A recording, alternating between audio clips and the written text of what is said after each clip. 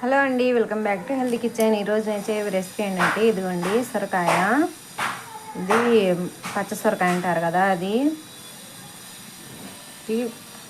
Sweet లా చేస్తున్నానండి. నేను సొరకాయతో శుభ్రంగా కడిగి ఇలా చిన్న చిన్న ముక్కలుగా కట్ చేసుకోవాలి. కట్ చేసుకొని ఎలా చేద్దామో చూద్దాం.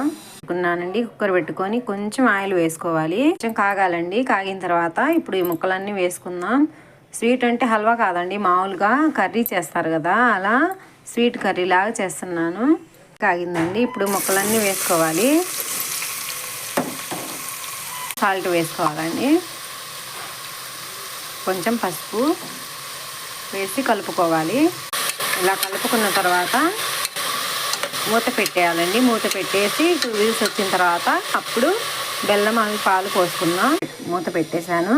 2 విజిల్స్ రానివ్వాలండి, ఎందుకంటే కొంచెం సిమ్లో పెట్టి చేసుకోవాలండి.